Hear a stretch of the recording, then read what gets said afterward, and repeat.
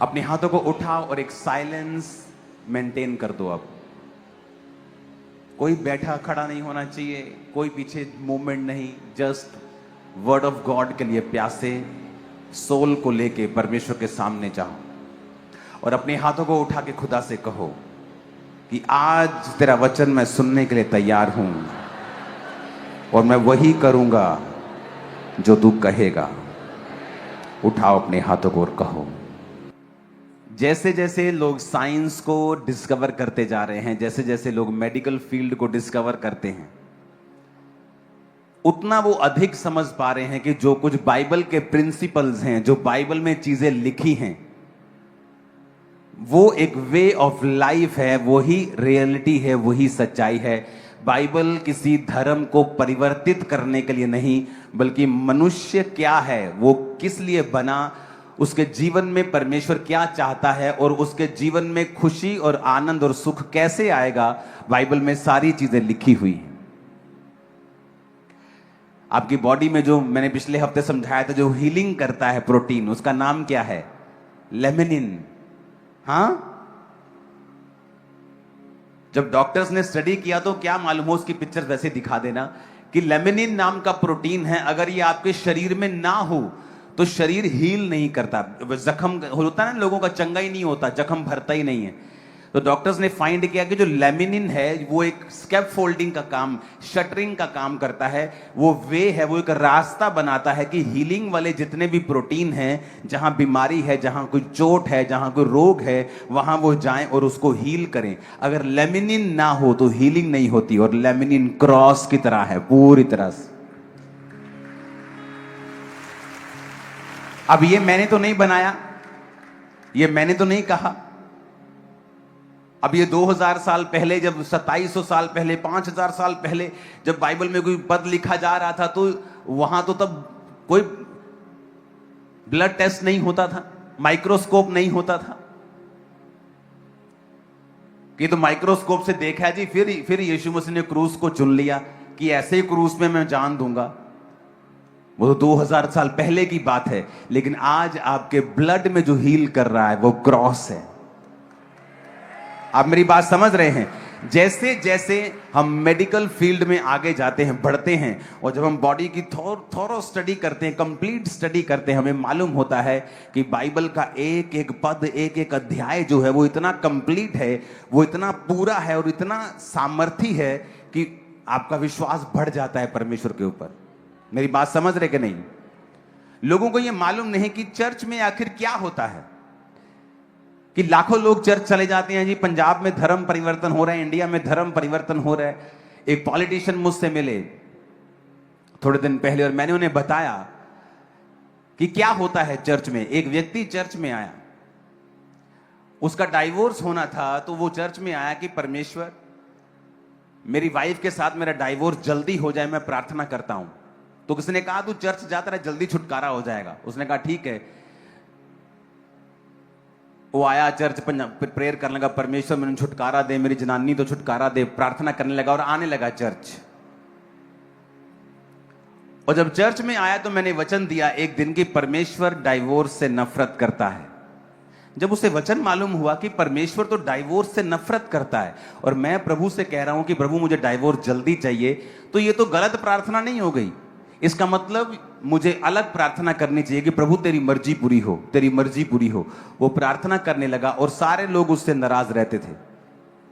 और जब वो प्रेयर करने लगा, परमेश्वर ने उसके रास्तों को खोला, सरपंच पंच उससे मिले, बातें होने लगी, रास्ता बनने लगा और उसकी वाइफ के साथ उसका पैचअप हो गया। दोबारा बेबी फिर हुआ, पहले एक था तो फिर दो हो गए, अब पता नहीं 3 है कि 2 है कि 4 है, मेरे को पता नहीं, लेकिन वो चर्च में आता मुझे इतना बताए।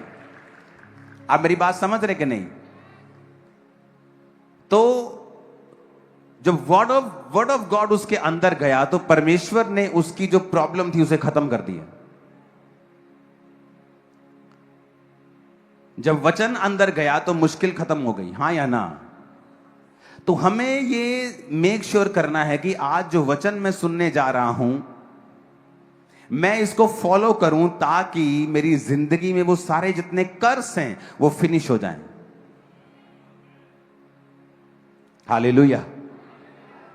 क्योंकि जो वचन है वही एक्चुअल में डिलीवर करता है। जब परमेश्वर के लोग दुखी थे शैतान से, और राजा फिरौन राजा उन पे अत्याचार कर रहा था, उनको एक्स्ट्रा लेबर के काम दे रहा था, उनको दुखी कर रहा था, तो वचन कहता है उन्होंने परमेश्वर की दुहाई दी। जब उन्होंने परमेश्वर को कहा प्रभु हमें छुड़ा, तो परमेश्वर ने अपने दास मूसा को भेजा, और मूसा ने परमेश्वर के वचन उन्हें सुनाए और कहा कि अगर तुम इन वचनों के ऊपर चलोगे तो परमेश्वर तुम्हें छुटकारा देगा। यानी जब भी आप प्रेयर करते हैं कि परमेश्वर मुझे छुड़ा, मेरी बात कर, मुझे आजाद कर, तो परमेश्वर हमेशा अपने दासों से बात करता है कि वो वचन आपको दें, और वो वचन अगर आपने फॉलो किया, लाइफ कभी भी सेम नहीं होगी। बाइबल में हर एक चीज का एक सिस्टम ठहराया गया है। परमेश्वर ने हर एक सिस्टम को बनाया। उसने सूर्य को उतनी ही दूर बनाया जितना चाहिए था, नजदीक नहीं, ज्यादा दूर नहीं। चंद्रमा को बनाया, उसके अलग रीजन थे। उसने मनुष्य को बनाया, उसने समाज के लिए इंस्ट्रक्शंस दी कि समाज में कैसे रहना है। फाइनेंस के लिए इंस्ट्रक्शन दी कि फाइनेंस के साथ तुमने कैसे अपने जीवन को बिताना है, बच्चों के साथ कैसे रहना है, वाइफ के साथ कैसे रहना है, हस्बैंड के साथ कैसे रहना है, अपने भाई के साथ, माता पिता के साथ, समाज के साथ कैसे रहना है, चर्च में कैसे रहना है। हर एक चीज का जो जिक्र है वो बाइबल में ऑलरेडी दिया गया है। और अगर आप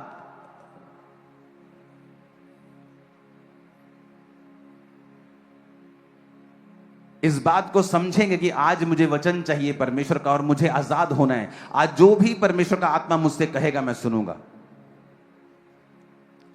मैं उसे सुनने के लिए तैयार। और ये लोग आगे बैठे हैं, ये नहीं, ये तो जस्ट मैंने कुछ केस सामने बिठा लिए। एक एक जन जो यहां बैठा है, आपकी लाइफ में बड़ा काम परमेश्वर आज करेंगे। मैं चाहता हूं चर्च समय से पहले फिल हो जाती है। आज मैं समय से पहले आया हूं। मेरी इच्छा है कि मैं और पहले आऊं, और पहले आऊं, 2 घंटे पहले आऊं। मैं रियल में आपको बता रहा हूं, और फ्यूचर में करेंगे इसे। आपको जल्दी आने की मैं आदत डालने वाला हूं। जब परमेश्वर ने इंसान को बनाया, उत्पत्ति 2 उसकी 24 आयत में लिखा है। अब आपको यह बात समझनी है कि परमेश्वर ने जब आदम को बनाया, और आदम उसके काम कर रहा था और परमेश्वर की सेवा कर रहा था और परमेश्वर के दिए गए कामों में था, और परमेश्वर ने कहा आदम का अकेला रहना ठीक नहीं है, मैं आदम के लिए एक सहायक बनाऊंगा। और सारे जीव जंतु उसके पास आकर मैच करने लगा, और किसी से मैच नहीं हुआ। तो परमेश्वर ने आदम के अंदर से एक पसली को निकाला और उसकी जगह मांस भर दिया, और परमेश्वर ने औरत को बनाकर उसे आदम के पास लेके गया। और आदम ने जब औरत को देखा तो उसने एक भविष्यवाणी की कि तू नर में से निकाली गई है, इसलिए तू नारी कहलाएगी। तू मेरी हड्डी में से, तू हड्डी और मेरे मांस, तू निकाली गई है, इसलिए तू नारी कहलाएगी। और परमेश्वर ने उसके साथ उसको मैच किया, और परमेश्वर ने एक सिस्टम बनाया और एक हेल्पर के रूप में औरत को, कि मैं इसके लिए एक हेल्पर बनाऊंगा जो इसकी डेस्टिनी को फुलफिल करने के लिए इसकी मदद और सहायता करेगी।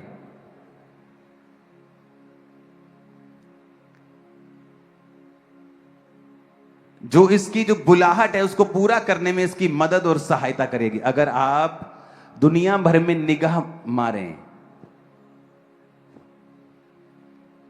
जिन हस्बैंड्स के साथ वाइव्स होती हैं उनके फेल होने के चांस कम होते हैं दूसरों से जो अकेले काम करते हैं। एक चीज मैं आपको बताता हूं,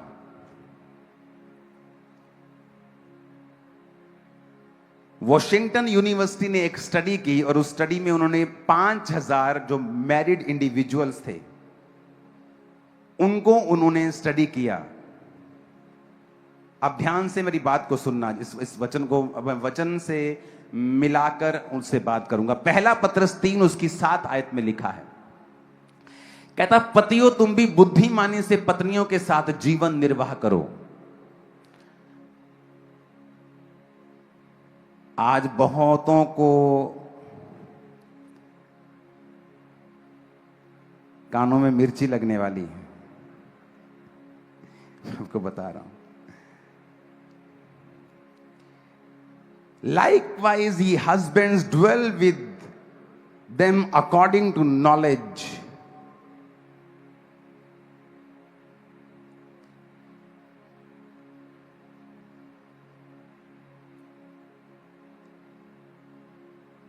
ऊंची आवाज में कहो नॉलेज। गिविंग ऑनर,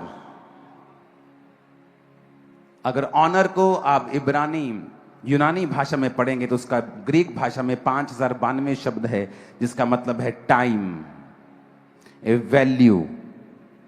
कहता पतियों को कि बुद्धिमानी के साथ अपनी पत्नियों से जीवन निर्वाह करो और स्त्री को निर्बल पात्र जानकर उसका आदर करो, यह समझकर हम दोनों जीवन के वरदान के वारिस हैं, जिससे तुम्हारी प्रार्थनाएं रुक ना जाएं। अब ये पतरस जो था, ये परमेश्वर का दास था, ये मैरिड था। पौलुस ने कहा अगर तुम शादी नहीं करना चाहते हो तो ये अच्छी बात है, अगर तुम शादी के बिना रह सकते हो तो ये अच्छी बात है, लेकिन सबको ये बुलाहट नहीं है, सब लोगों की ये बुलाहट नहीं है। परमेश्वर सबके जीवन में ये नहीं चाहता है, उसने अलग अलग बुलाहट के साथ आपको बुलाया है। लेकिन अगर आप शादीशुदा हैं तो परमेश्वर ने कहा likewise ye husbands dwell with them according to knowledge giving honour.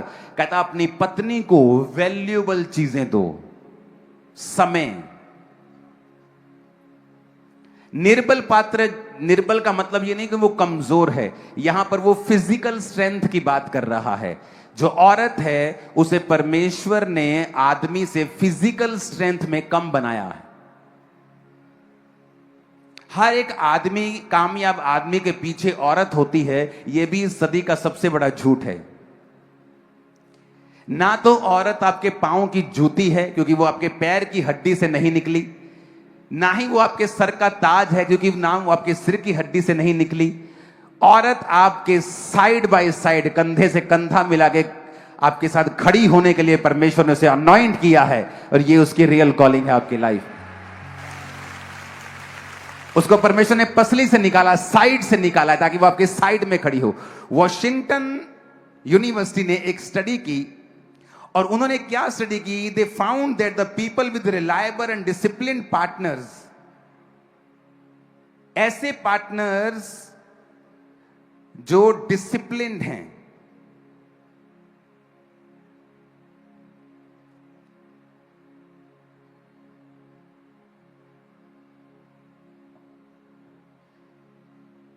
received more promotion, earned more money and felt higher job satisfaction. उन्होंने कहा जिनके पार्टनर्स रिलायबल हैं, डिसिप्लिन्ड हैं, मतलब पति पत्नी पे भरोसा कर सकती है, पत्नी को पति पे पूरा भरोसा है, पति को पत्नी के ऊपर पूरा भरोसा है, और वो दोनों एक दूसरे के ऊपर भरोसा कर सकते हैं। उसने कहा वो लोग, ये स्टडी क्रिश्चियन लोगों की स्टडी नहीं है, जो बातें मैं आपको बताता हूं ये जनरल पढ़ने वाले लोगों की स्टडी है जो पढ़ाई में हैं। उन्होंने स्टडी की कि जो लोग अपने पार्टनर जो रिलायबल है, डिसिप्लिन पार्टनर जिनको मिला है, उन्होंने अपनी लाइफ में ज्यादा प्रमोशंस हासिल किए हैं, ज्यादा पैसे को कमाया है, और जिनकी लाइफ में जॉब सेटिस्फेक्शन ज्यादा है। रीजन बताता हूं क्यों। कहता तुम्हारी प्रार्थनाएं रुक ना जाएं। आप जानते हैं बहुत सी फैमिलीज की प्रेयर्स परमेश्वर अनसुना कर रहा है, क्योंकि आपकी फैमिली में ऑर्डर नहीं है,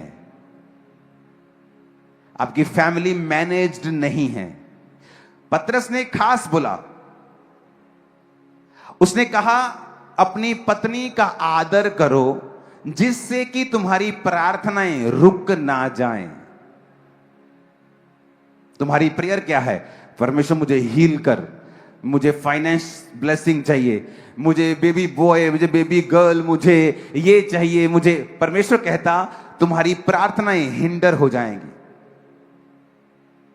अगर आप हिंडर शब्द को ग्रीक भाषा का 1581वां शब्द है, अगर आप उसको पढ़ेंगे तो उसमें लिखा है कट डाउन, टू फ्रस्ट्रेट। कहता तुम्हारी प्रार्थनाएं कट कर दी जाएंगी और तुम फ्रस्ट्रेट रहोगे अपनी लाइफ से। तुम्हारी लाइफ में खिंचाहट रहेगी, हर टाइम तुम खिंचोगे, क्योंकि तुम्हारी प्रार्थनाएं रुकी गई हैं, क्योंकि तुमने परमेश्वर के बनाए गए ऑर्डर को फॉलो नहीं किया है।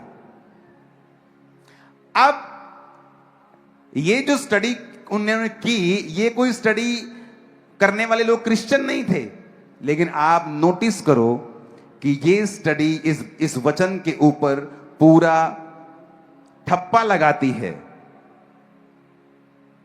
कि जो कुछ बोला गया है वचन में, कि जो लोग आपस में ज्यादा बनकर, जिनकी बनती है, जो ज्यादा समझ के साथ एक दूसरे के संग रहते हैं, वो अपनी लाइफ में ज्यादा कामयाब हैं, फाइनेंशियली भी, फिजिकली भी, सामाजिक रीति से भी, और हर तरह से कैरियर वाइज भी। समझ रहे कि नहीं? ये वॉशिंगटन यूनिवर्सिटी की स्टडी है।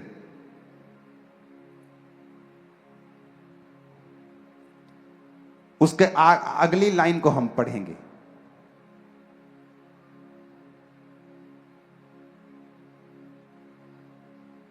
उसमें लिखा है कि the data revealed that the employee with an extremely conscientious spouse is 50% more likely to get a promotion than an employee with an unconscientious। मतलब कहता वो कर्मचारी जिसका पार्टनर रिलायबल है, जिसका पार्टनर डिसिप्लिन्ड है, कहता वो लोग 50% ज्यादा प्रमोशंस पाते हैं अपनी जॉब्स में। ये स्टडी है, ये कोई हिंदू ने नहीं की, ये किसी क्रिश्चियन ने नहीं की, किसी सिख ने नहीं, किसी ने नहीं की। ये जस्ट स्टूडेंट्स ने अलग अलग जगहों पे जाके थाउजेंड्स ऑफ फैमिलीज के ऊपर स्टडी की है। आप देख लो, अन्य जातियों को मैंने स्टडी किया है, मैंने बॉलीवुड हीरोज पे स्टडी की है। जिन बॉलीवुड के हीरोज ने अपने पिता का आदर किया है और उनके बच्चों ने भी उनका आदर किया है, वो ज्यादा कामयाब हैं। वचन कहता है अपने माता और पिता का आदर कर। आप देख लो उनको, आप स्टडी करो। जो व्यक्ति अपने पिता का आदर, अपनी माता का आदर करता है, लाइकवाइज उसके बच्चे भी सेम निकलते हैं और वो भी अपने माता और पिता का आदर करते हैं। और आप स्टडी कर लेना, बाइबल में जो लिखा है वो पूरा होगा, मैं आपको बता रहा हूं। आप उन लोगों की स्टडी करो, वो ज्यादा कामयाब होंगे। और मैं आपको बता सकता हूं ऐसे बहुत से लोग जिन्होंने पिक्चर्स की हैं और लोगों ने उनकी पिक्चर्स को सराहा है, पर वो कभी कामयाब नहीं हुए। उनके घर में जाके देखो, वो अपने पिता का आदर नहीं करता आदमी। मैं नाम नहीं लेना चाहता।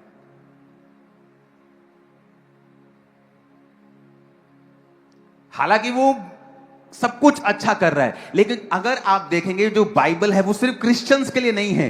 ये एक ऐसा मैनुअल है, ये एक ऐसा लॉ है कि कोई भी व्यक्ति जो इसे ब्रेक करता है कभी भी छूटता नहीं वो उसके कॉन्सिक्वेंसेस, उसके असर से। कितने मेरी बात को समझ रहे हैं? अब ये जो स्टडी की है, ये कोई वॉशिंगटन यूनिवर्सिटी ने की है, किसी कोई बड़ी यूनिवर्सिटी ने स्टडी की है।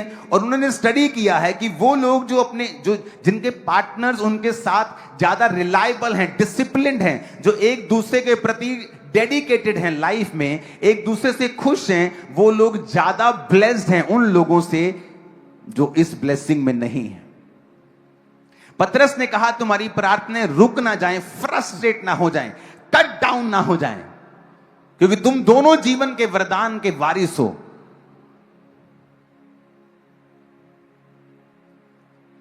ऊंची आवाज में कहो हालेलुया। अब यह बात आपको समझनी पड़ेगी। उत्पत्ति 2 उसकी 24 में लिखा, उसने कहा इस कारण पुरुष अपने माता पिता को छोड़कर अपनी पत्नी से मिला रहेगा और वो एक तन बने रहेंगे। अपने पड़ोसी को बोलो, पुरुष अपने माता और पिता को छोड़कर अपनी पत्नी से मिला रहेगा और वो दोनों एक होंगे।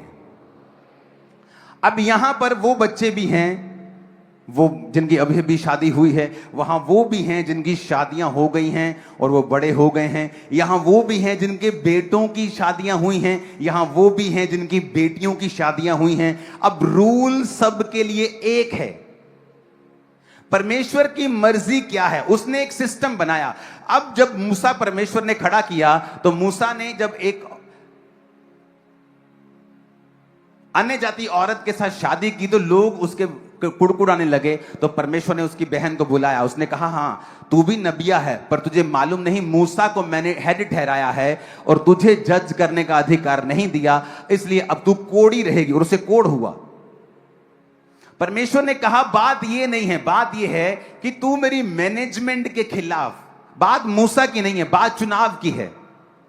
बात यह नहीं है कि परमेश्वर ने क्या किया, परमेश्वर ने क्या किया है, बात ये वो क्या चाहता है, बात ये है। बात ये नहीं है कि उसने कहा औरत आदमी के अधीन रहेगी, कि मैं क्यों अधीन रहूं। बात ये नहीं। अब वो ये भी कर सकता था कि आदमी औरत के अधीन रहेगा, ये तो उसकी बात है ना, ये तो उसने किया है ना। तो किसी ना तो किसी को एक दूसरे के अधीन रहना था, क्योंकि घर में लीडर एक ही होता है, इंजन का डब्बा एक ही होता है। कभी इंजन के दो डब्बे देखे कभी इंजन के दो डब्बे, कि दो इंजन के साथ चल रहा है, पीछे डब्बे चल रहे, दो इंजन चल रहे हैं, ऐसा देखा है कभी? इंजन एक ही होगा। अब यहां पर लिखा है, therefore shall a man leave his father and his mother and shall cleave into his wife। लिखा क्लीव, इंग्लिश में लिखा क्लीव। क्लीव कहता, क्लीव को इब्रानी भाषा का 1692 शब्द है दबाक, जिसका मतलब पता क्या है? To cleanse. जैसे गीला कपड़ा होता है ना, और जब आपकी बॉडी में गीला कपड़ा आप पहनते हो, आपकी बॉडी से चिपक जाता है। कहता अपनी वाइफ के साथ जो तुम्हारा प्यार है वो क्लिंज होना चाहिए, यानी तुम्हारी वाइफ और तुम्हारे बीच में कोई व्यक्ति नहीं होना चाहिए। तेरी मां भी नहीं, तेरा बाप भी नहीं, तेरा भाई भी नहीं, तेरा परिवार भी नहीं। और ये रियल प्लान है परमेश्वर का। अब यहां पर क्या है? क्योंकि एक मां जिसका एक लौता बेटा है, वो अपने बेटे से प्यार करती है। अब उसके पास इनसिक्योरिटी है कि वाइफ जो है वो मुझसे दूर ना कर दे, जबकि उसको ये पता होना चाहिए कि जिस दिन उसकी वाइफ उसकी लाइफ में आई, अब मां को खुद एक स्टेप पीछे रखना है और वाइफ को एक स्टेप आगे रखना है। पर नहीं, हमें उसे गाइड करना है। जब वचन कहता है कि क्लिंज टू योर वाइफ, गीला कपड़ा होता है ना, कहता ऐसे रहना है। बट मां क्या समझा रही है, बाप क्या समझा रहा है, भाई क्या समझा रहा है? और जब तक आप दोनों का बॉन्ड, आप दोनों की लाइफ सबसे ज्यादा क्लोज नहीं होगी आपके माता और पिता दोनों से, तब तक आप रियल प्लान में प्रवेश नहीं करेंगे। बाइबल आपकी लाइफ में पूरी नहीं हो रही, आपकी प्रेयर्स फ्रस्ट्रेट रहेगी। होता ना, यार मैं प्रेयर कर रहा हूं, यार मैं फास्टिंग कर रहा हूं, यार मेरी लाइफ में काम क्यों नहीं हो रहा, मैं फ्रस्ट्रेट हो रहा हूं, ये मैं कर रहा हूं, मैं चाहता हूं, मैं सब कुछ सही कर रहा हूं, पर कुछ हो नहीं रहा है।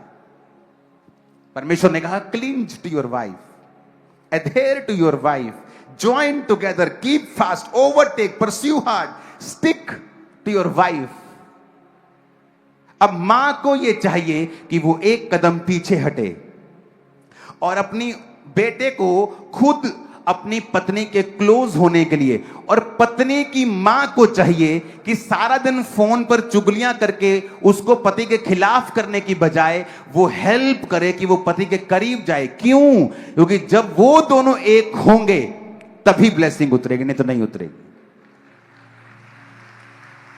अगर आपकी सासू मां और आपकी मां ये काम नहीं कर रही हैं, तो वो एक्चुअल में आपका नुकसान कर रही हैं, और जब वो आपका नुकसान कर रही हैं, वो अपना नुकसान कर रही हैं, वो अपने गर्भ का नुकसान कर रही हैं, अपने घर का नुकसान कर रही हैं, ये समझ के कि वर्ड ऑफ गॉड क्या कहता है। फिर से पढ़ेंगे इंग्लिश में भी, therefore shall a man leave his father and his mother, मनुष्य अपने माता पिता को छोड़कर अपनी पत्नी से मिला रहेगा, and shall cleave unto his wife। Cleave का मतलब फिर से दिखाएंगे, दबाक। दैट इज क्लिंज, गीले कपड़े की तरह चिपका हुआ, स्टिक टुगेदर। तुम और तुम्हारी वाइफ एक हो, कोई तुम्हें सेपरेट ना करे। बाइबल क्या कहती है? कहता परमेश्वर ने कहा, जब हम मत्ती 19 उसकी 4 से 6 आयत को पढ़ते हैं, तो परमेश्वर ने कहा, उसने उत्तर दिया, क्या तुमने नहीं पढ़ा जिसने उन्हें बनाया आरंभ से नारी और नर बनाकर कहा, इस कारण मनुष्य माता पिता से अलग होकर पत्नी के साथ रहेगा, वो दोनों एक तन होंगे। अतः वो दो नहीं एक तन है, जिसे परमेश्वर ने जोड़ा है उसे मनुष्य अलग ना करे। अब हुआ क्या? बेटी ने फोन किया, और मेरी बन नहीं रही उसके साथ। अब मां कह रही तू हो जा बखरी। अब बेटा गया मां के पास, अरे बेबी नहीं हो रहा, तू हो जा बखरा। अब उसे वचन नहीं पता। क्यों समाज में आज, क्यों फैमिलीज में इतना कयोस मचा हुआ है, इतनी खिचड़ी रायता फैला हुआ है, इतनी मुसीबतें हैं, समस्याएं हैं? क्योंकि आज ना तो वचन की समझ है, ना हम ये समझ पा रहे कि बाइबल इस विषय में क्या कहती है। बाइबल में लिखा है, यीशु मसीह ने कहा, जिसे मैंने जोड़ा है उसे मनुष्य अलग ना करे। जब आपकी मां आपकी पत्नी से आपको अलग करना चाहती है, उस पर भी परमेश्वर का कर्स आता है। जब आपकी सासू मां आपकी पत्नी को आपसे अलग करना चाहती है, उस पर भी परमेश्वर का श्राप आता है। आपको नहीं पता, क्योंकि यीशु ने कहा, जिससे मैंने जोड़ा है उससे तुम अलग, मनुष्य अलग ना करे। अगर आपके पति ने आपको मारा है, कुछ देर के लिए अलग हो जाएं, ताकि वो आपको नुकसान ना पहुंचा सके। पर इसके कारण आप उससे डाइवोर्स नहीं ले सकते हैं। डाइवोर्स लेने का एक ही रीजन है बाइबल में, अगर आपका पार्टनर किसी दूसरे के साथ चला जाए, गलत काम करे, व्यभिचारी बन जाए, तो ही आप अपने पार्टनर को त्याग सकते हैं। और अगर आपकी माता को या पिता को या भाई को नहीं पता है, और वो छोटी छोटी बात पर आपकी पत्नी के खिलाफ आपके दिमाग में चीजें भर रहे हैं, आपके पति के खिलाफ आपके दिमाग में चीजें भर रहे हैं, वो भी वचन को तोड़ रहे हैं और उन पर भी कर्स आ रहा है, और आप भी समझ नहीं पा रहे हैं कि मुझे क्या करना है, मैं अपनी जिंदगी में कामयाब कैसे हूं। आप मेरी बात समझ पा रहे हैं कि नहीं? उसने कहा, he shall cleave unto his wife.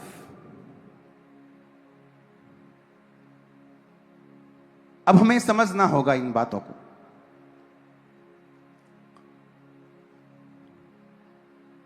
इफिसियों की पुस्तक 5 उसके 23 आयत से हम पढ़ेंगे, 22 से पढ़ेंगे।